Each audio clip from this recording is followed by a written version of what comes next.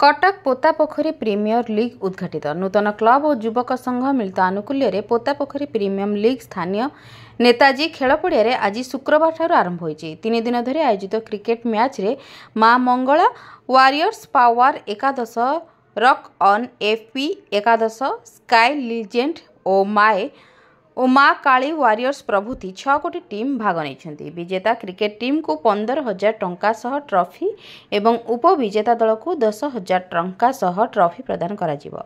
आजिर ही match रो उद्घाटन उत्सव रे मुख्य अतिथि भावे चौदार कटक विधायक सौभिक विश्वाल सम्मानित अतिथि भावे स्कूल ऑफ जावियर्स निर्देशक डॉक्टर प्रभु चरण महांती जोगदे उद्घाटन करथिले। देखंतु आमे समस्त गर्वित पोतापोखरी प्रीमियर लीग आज उद्घाटित करा जायछि। आम सहित मध्य प्रभु महांती अछंती जेवियर्स इंस्टीट्यूट जेवियर्स ग्रुप रो डायरेक्टर। मु गोटे कथा कहबी, नवम वर्ष रे पदार्पण करिछि पोतापोखरी प्रीमियर लीग एवं नूतन क्लब आनुकूल्य रे युवक संघ पोतापोखरी एवं नूतन क्लब आनुकूल्य रे 9 वर्ष रे पदार्पण करिछि पोतापोखरी प्रीमियर लीग। आपण निजे अनुभव करि पारथिबे गणमाध्यम रे अछंती को भली भाबे रे आज पोतापोखरी प्लेग्राउंड रो स्थिति रहिछि। जहां प्रस्ताव आगुर दिया जायथिला स्थानीय जनसाधारण जहां प्रस्ताव देथिले फील्ड टाइम स्थानीय विधायक हिसाब रे मु कृतज्ञता देवी डॉक्टर प्रभात विश्वाल को जहां दायित्व देथिले पोतापोखरी प्लेग्राउंड पई से दायित्व को संपूर्ण करा जायछि। आगामी भविष्य रे मध्ये ए प्लेग्राउंड रो रूपरेख बदलिया पई जाउछि। एबे गैलरी एवं आपनकर फ्लड लाइट रो व्यवस्था करा जायछि। पोतापोखरी प्रीमियर लीग को देखले लागुछि गोटे मिनी आईपीएल टी कटक रे अनुष्ठित होउछि बोली लागुछि।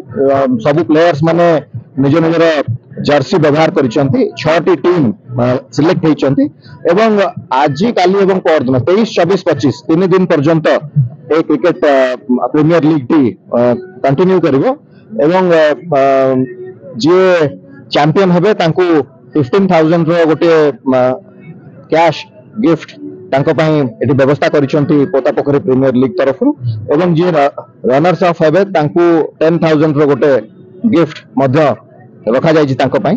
तो मु एति की कहबी आपन को माध्यम रे हम राज्य ओडिशा हम राज्यवासी माने क्रीडा को भल पाती एवं क्रीडा प्रति दुर्बलता आमर रही।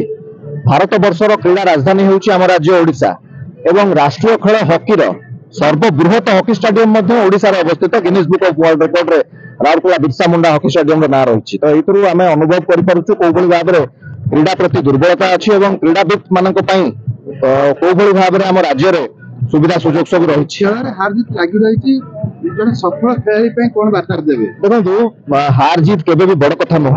जेमति दिन सेमति राति सेमति हार जीत सही भली भाबरे मु विश्वास करे। जदि आमे केबे पिता खाइ नथिबा ताले मिठार महत्वटा भी केबे बुझी परबा नाही।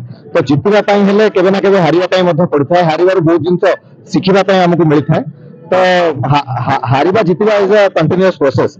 तो मु आपन को माध्यम रे निवेदन करबी मोर समस्त युवक साथी मानकु युवा पीढ़ी को जे खेल रे हार जीत बड़ नुह। खेल रे बड़ होउछि को भली भाबरे आम भितर भल पाइबा स्नेह श्रद्धा भाईचारा को आमे आउरी उज्जीवित करि परिबा। सेईटा ही हमर मूल लक्ष्य होबा दरकार। शिक्षा और क्रीड़ा उभय परिपूरक कोन कहबे? मु कहबी पोतापोखरी प्रीमियर लीग प्राय 9 वर्ष होला एठी तांकर कार्यक्रम करजंती आ पिला मन बहुत सुंदर भावे खेलुचंती। एठी ए जो नेताजी प्लेग्राउंड रो गोटे इतिहास अछि। मु जेतेबे कॉलेज रे पढुथली कटकर सर्वबृहतन ईसीसी बोली गोटे हमर क्लब थला ईस्ट कटक क्रिकेट क्लब जोटे कोणार्क कप करथला। ए स्टेडियम रे बा ए पडिया रे सेटा होतला किंतु आज भी सेटा उज्जीवित अछि।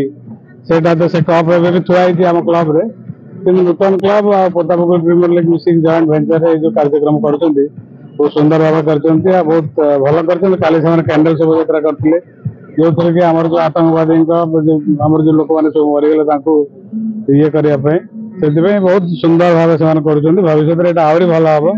आ एठी जो यंग पिला माने अछंती खेल प्रति तांकर इच्छा अछि। भविष्य रे से आवरी भलो करिवे। जय जगन्नाथ। मु एठी लालटू नाम परिचित। मो भल नाम अमरेश महांती।